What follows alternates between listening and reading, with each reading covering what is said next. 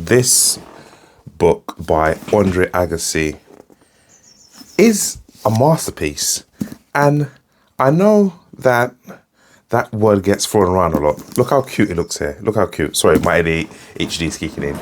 But, like, I know the word masterpiece gets thrown around, but this book here, by a tennis player, written by himself, is raw, is emotional, is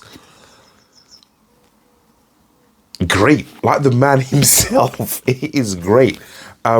This year, I'm trying to read 52 books. And I'm an author, if you don't know. My name is Dominic Mondesi. I write science fiction and fantasy.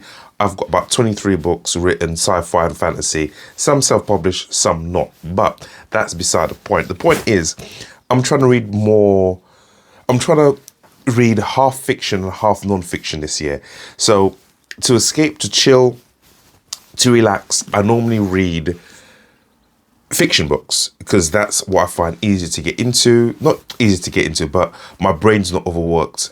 I'm not thinking about things. I'm not, if it's like a non-fiction book, I'm not thinking about concepts and themes and what the book's trying to teach me. I'm just, if I'm reading a fiction book, that maybe thriller. Actually, I don't read a lot of thriller, but any fantasy, any space opera, sci-fi, I can just get into the world, get into these characters' lives, and just chill and relax and forget about my day.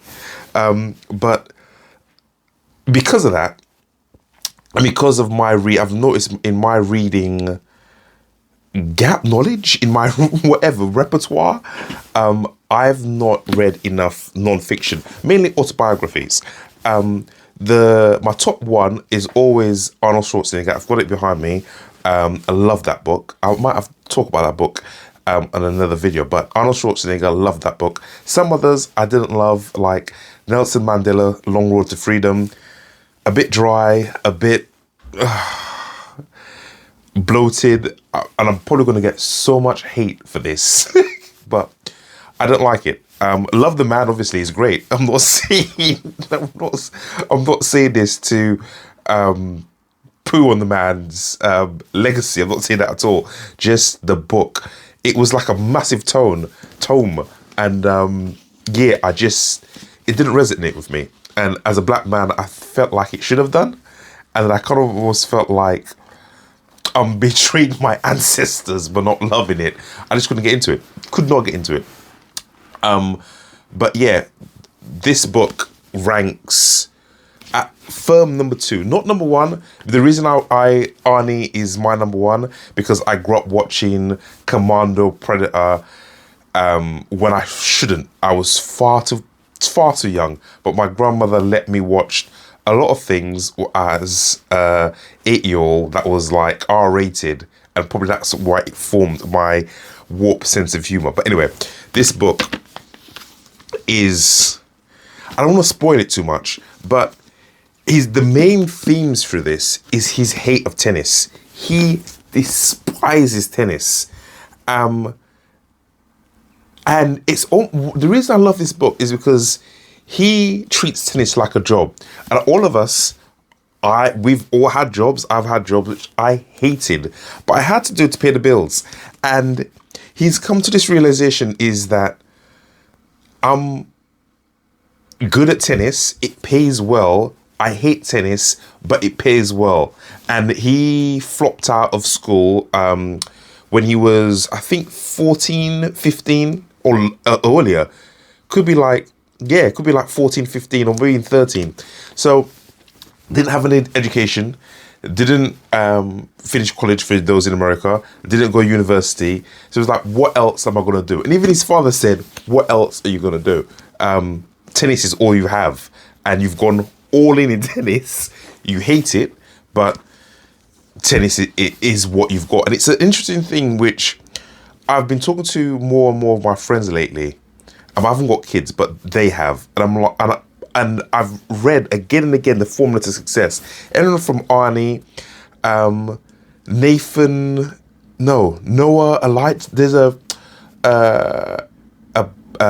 skateboarder, I think he's black, who again didn't go to school, and a few surfers. And I'm just seeing people of note who have done great things in their professions. And I'm not talking about doctors, scientists, astronaut. I'm not talking about that. I'm talking about more of the creative arts, like more of the sporting arts. Those people, even Ronaldo was talking about it. It was, I didn't have normal childhoods. I didn't go to school. I didn't have friends. I didn't go to parties. All I did was play football. All Andre did was play tennis. And it's a thing that I've been thinking more and more about is, if you want your kid to be a great musician, like Michael Jackson and his dad, all they did was sing and dance for hours. You've got to be an abusive parent. And I know that sounds effed up, but his dad was an abusive parent. His dad moved them to Vegas and built in their backyard a tennis court. Didn't know how, didn't know, didn't have the internet, just didn't read any books, just built it by sheer grit and determination. And it wasn't even normal. It was like that immigrant mentality determination where it's like, my son's going to be a great tennis player come hell or high water. And funny enough, he had 3 siblings. Eldest daughter, I think, older sister, she, under the pressure of it, didn't do anything. She just ran away from home. Second, middle child, again, under the pressure of the father, cracked, broke down, just did not. I think Andre said he second son was better. His brother was better, but again, cracked under the pressure. And it's a thing of pressure makes diamonds, but also children like eggs. And I know this is going to sound, again, effed up, but if they can continue that pressure and form underneath it and not get broken, then the amazing things that can happen in the arts and the sports world is amazing. If you've got kids that can just take that pressure and day after day, you're going training, day after day, you're practicing, day after day. We don't care about school. We don't care about maths. We don't care about history. You're kicking that ball or you're hitting that tennis ball. That's it. His dad made him a day hit 2,000 tennis balls, there or thereabouts a day. Because he said, if you could hit 2,000 tennis balls a day for the next 10 years, you'll be the best tennis player that's ever lived. And he talks about this later in the book. His era was his greatest foe was Pete Sampras. And he talks about Pete fondly in his book. And he says that any era he would have been if Pete wasn't around, he would have been one of the greatest players who ever lived. But because of Pete was around and they had, I think, 30 matches. Pete won like 17 or 20 and he won 10. If Pete wasn't around, his life would have been different. But in a moment of reflection, he says,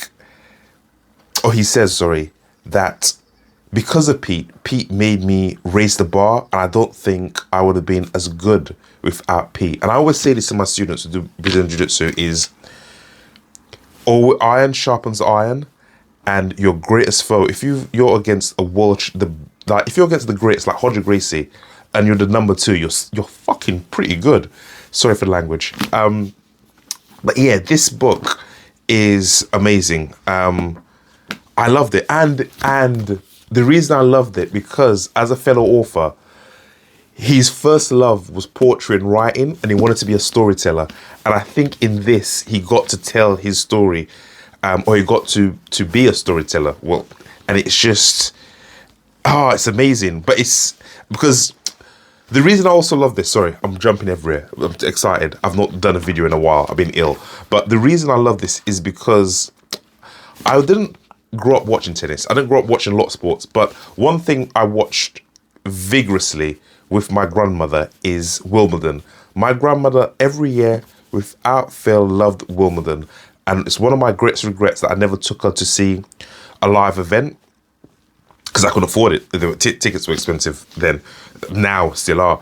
And she loved Wimbledon. I could always remember the summers watching Wimbledon with her, like Tim Henman, Pete Sampras, Roger Federer, and just reading this, and he brings tennis matches to life, and he plays and he hits, and he's like, and yeah, this book is, I love this book so much. And also, you can see, also, the reason I love this book is the poetry and passion of a man hating something so much that he loves it. Like, everyone asks me, it's great to be an author. It must be an amazing thing. Like, some days I hate writing. Some days I hate writing. Being an author has created me so much emotional stress and just disappointment and being kicked down and watching people who think you're better than or know that you write better than sail through, and watching people cheat using AI and get fame and notoriety. It's just, it sucks. It really, really sucks. Yeah. But I hate it so much, I love it. And to quote Nick Diaz, Nate Diaz's brother, the better Diaz in my opinion, the more raw and animatic Diaz, you need to do something. No, that's not the right words. You need to do the motherfucking shit so much that you hate it, but you're forced to love it. I'm paraphrasing there or thereabouts. But yeah, this book is, I just love it. I love this book so much. I don't think I would. So if anyone can comment in the section other autobiographies I need to read, please do. Like I said, I've not read a great deal. Nelson Mandela's, Arnold Schwarzenegger, and now Andre's. And in this, he is open. When he says open, it's a two-sided. It's a metaphor for him being open about his life. Also, in tennis, if you win a championship, it's called open. So yeah, there's things in here that I didn't realize at all. Yeah, just self-doubt, hair loss, who you are, drug abuse. This reads like the story of, one, a rock star, and two, a creative author or poet who's trapped in something that they don't want to do, like just an angst. And I love a good angst. All of my stories have an angst because, yeah, I've been at this game for a while now, writing that is, and I'm still not where I want to be. But this, if you've not read this, read it. You can listen to it on Amazon if you've got, not Amazon, Spotify. If you've got Spotify Premium, you can listen to the audiobook on there. Can't recommend it enough. But if you've got any other recommendations regards to autobiographies, please send them my way. I'm trying to read as many autobiographies as I can. And I'm going to be honest, if I don't like them, I'm going to be honest, I'll say I don't like them. The reason this looks so old and tatty is because I buy all my books through charity shops. Unless I know the author or it's an indie author, or I go directly through Amazon or their website. Like any books that I think this came out in like 20 years ago, I'll just go through World of Books or any other bookstore. But anyway, I'm rambling. Not read it, please do. Let me know your other recommendations. Peace and love. Mwah. I'll see you next time.